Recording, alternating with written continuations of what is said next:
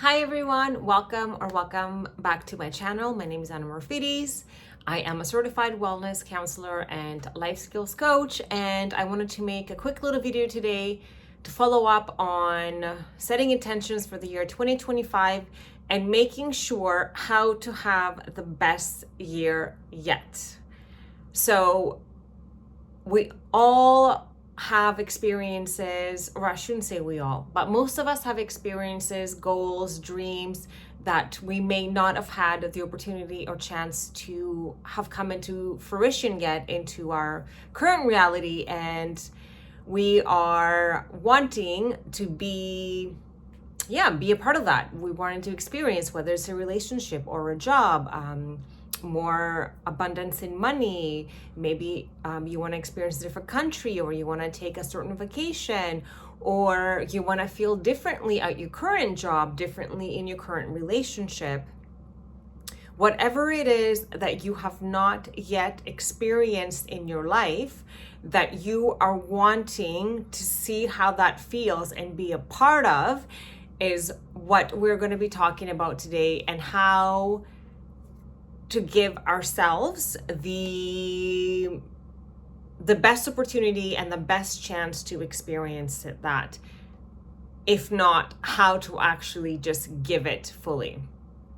So my favorite teacher in the moment, because I've had many throughout my awakening process the last 4 or 5 years, and depending on what stage of awareness I find myself in, it seems like that right teacher is drawn into my my awareness and my vicinity to teach me, because at each level of awareness that I have been climbing on, I can only handle and understand so much. So with the more knowledge I have, the more information I can be receiving and interpreting and understanding. So this idea right now is actually one of my favorite ideas, because I also struggle with this concept of interpreting things and making things mean not what is best for me, which then causes my behavior to be such as of withdrawal, or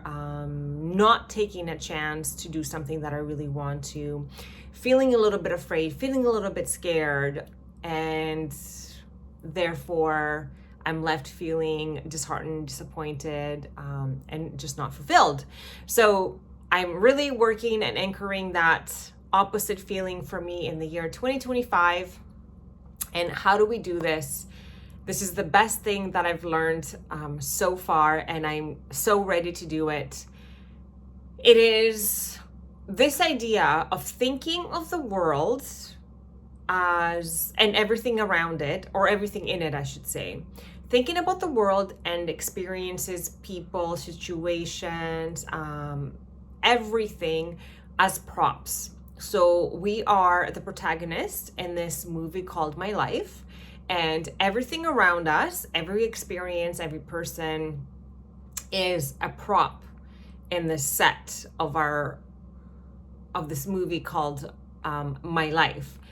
And depending on what meaning we give to those props, that person, that situation, that mistake, that opportunity, whatever is taking place in our life, if we view it as a prop and then we take a really deep look to what meaning we give these experiences, whether it's a no for a particular job, or it's a no if you ask someone out for a date, or if it's or you have participated in, I guess, you in a behavior, or you tried something out and the result was to hurt somebody else's feelings. What is it in your life that you are giving meaning to, and what kind of meaning are you giving to it is where the freedom lies in really embarking into the reality that you are still wishing and or hoping to have. So first of all, I would even reframe the words wishing and hoping, and I would say, I trust. I trust that this is going to take place for me. I trust that the right relationship will find me. I trust that the right job will find me. I trust that that mistake was an opportunity for growth and only good is going to come out of the situation. I trust that I am safe. I trust that everything is always working out for me. I trust that a no will only lead me to another yes. I trust, I know. I know that without this experience, I wouldn't be able to be who I am today. Again, I know I am safe. I know that only good is going to come out of the situation. Every situation is there to propel us to be a better version of ourselves. And the meaning that we give to an experience that doesn't feel good is where freedom and opportunity for growth lies, in order for us to become that version of self that would live the life that we are dreaming and wishing and hoping for in our heads. So example for me, so I wanted to take my YouTube channel to the next level, and if I think about the question, why has it not happened yet? There is a part of myself that I really don't believe, that doesn't really believe in me fully still. I still have trepidations, and I guess predominantly I'm still thinking and feeling that I'm just not good as others. My content's not good enough. What I'm saying really won't make a difference. Even though I know what it was like for me to live my life before all this knowledge, and how much it's changed and helped me live my life in a completely different way now, and how I know that my beliefs have my new beliefs, my new belief system, my new core beliefs about myself, me healing my anxious attachment style to a secure attachment style, how all these components have allowed me to become a version of myself where I experience the world completely differently. I'm not afraid anymore that I'm going to be abandoned, rejected, that I'm not good enough. But I guess there is a belief in me somewhere that I guess my content is not good enough, or I'm trying to sit with it and trying to really understand what it is.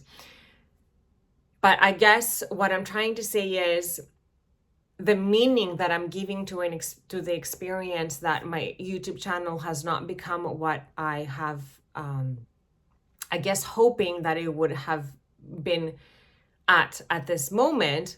That experience not having been in full blown, I guess in that full-blown scenario that in my head I'm wishing and hoping for it to be, what would help me the most right now is to reframe wishing to I trust that it's going to happen. Because if we take our passions, like my favorite teacher says, if we take the things that we're most passionate about to the furthest of our ability, with no insistence on an outcome or any attachment to anything, then and only then will we know if something is like meant for us, and it will just naturally unfold in front of us. And if it hasn't happened yet, or in the way that you had envisioned it to have unfolded already, there is always a reason why. There's always divine timing that's always at play. And there is something still that I am needing to be with, resolve, transmute, that hasn't allowed me the opportunity to get there yet. But instead of being disheartened and giving up and, proving my old core beliefs, like, see, you're not good enough. See, what you're saying is not really relevant. You're not really needed. If I let that self-talk get in the way, then, like Jennifer Lopez says, if she stopped at one no, then she would never be where she is today. And that goes for many other people. Getting a no or having that door not open yet does not mean that we are supposed to be going into negative feelings about ourselves. It just means that there is something that we're giving meaning to in our life. There is a belief in ourselves deep down somewhere that is preventing us from having that experience. So what is it? So this is why my favorite teacher says, it's the things that we give meaning to in our life that is actually shaping our reality. So once we understand what those are, then we can work to untwist them. And this is where psychology and counseling comes in to help with this notion of giving meaning to props, because I talk about core beliefs all the time. They are everything. Core beliefs, self-concept, it's who you are, who you believe to be. This is your predominant engine. This is everything. It's like the backbone. It's the hard drive of your computer that subconsciously sends out signals day in and day out and creates your human vibrational frequency, because your thoughts that are created from your core beliefs, right? The beliefs about yourself will create thoughts. Those thoughts will create emotions, and the emotions will lead to feelings and behaviors. So our emotions, which is energy in motion, will also depict, oh, here we go. The emotions, the energy in motion around us will also depict at what level on the map of human consciousness measured in hertz are you at, and depending on what is your predominant belief about yourself. So for example, back in the day when I used to think that I'm not worthy, I'm bound to be rejected, I'm bound to be alone, I'm not good enough, I would feel like despair, hopelessness, I was sad. So I would be writing down here, and guilt and shame. So my frequency was about 50 hertz, and my life view was hopeless, miserable, like I wasn't happy. But once I started to do the work and have self-acceptance and love and joy and peace and willingness to change and just be neutral, like not even give meaning to things, you see where neutrality is at 250, and you see where acceptance is at 350, and then your emotions is forgiveness and trust, and your life view is harmony and satisfaction and hopefulness. Like it changes. Your thoughts really do create your reality. That's why Louise Hay always says a thought is a thought, and a thought can be changed, and change your thoughts, change your life. And fear, actually, I want to show fear too, because I used to be afraid a lot. Afraid to embark on a new job opportunity, afraid to leave a job that I was not happy in, afraid to take a step, just afraid to leave a relationship that was not working for me, afraid in general, what people are going to say, like afraid, this fear that I grew up in my culture. If you see where fear is, it's right here, and the frequency of that is at about 100. And I don't know if you see that.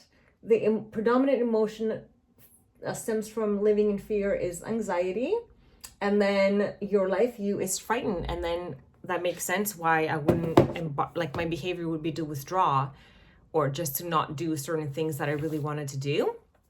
And when you don't live your truest self, that's when you're also the most tired. There's nothing more tiring than fighting to be who you really are and do the things that you really want out of fear, because fear is man-made. It's not supposed to exist there.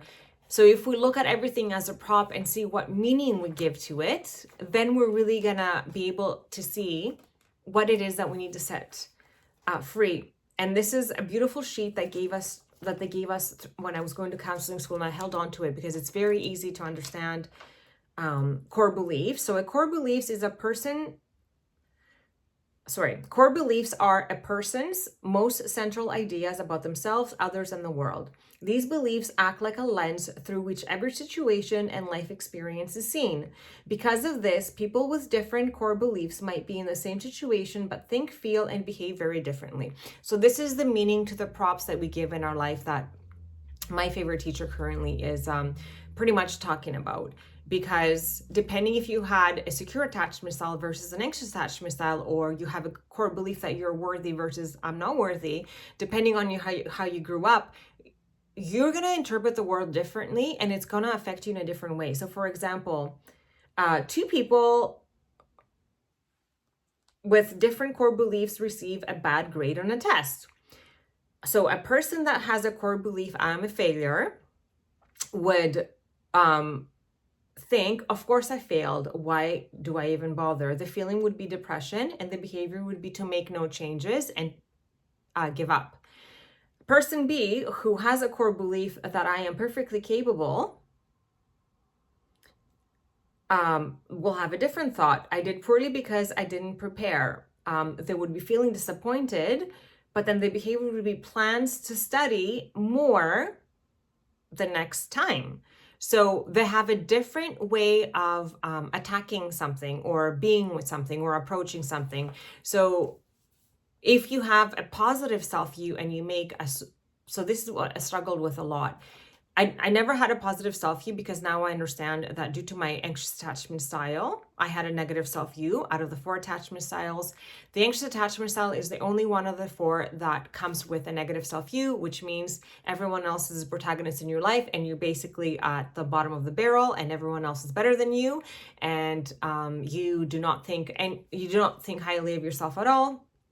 So if you make a mistake, you will have thoughts such as, why am I such a loser? What's wrong with me? Why can't I get anything right? I'm so unlikable. And then behavior is to withdraw and like hide out and not put yourself out there, and feeling for sure you're going to feel, sad and depressed. But if you have a positive self-view and you make a mistake, you might have a different thought like, what did I learn from this experience? Why did this experience happen for me? And this is what I do now.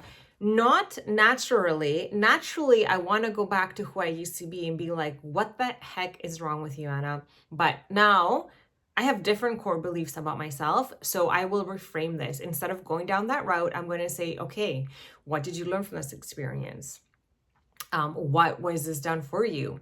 What is the gem that came out of this? Because remember, only good can come out of any situation, no matter how it is feeling. That's a gift that if we put in our pocket and remember every single time we feel stuck, discouraged about where we are in life, thinking about why we are there in the first place and what is this here to show us? How is this making us a better version? What is the positive of this experience, and why is it a need to be in our reality right now? So core beliefs, when they're harmful, they will have us, or they will cause difficulty in trusting ourselves, trusting others. They will have us having feelings of inadequacy in relationships to ourselves and to others and to workmates and to our job.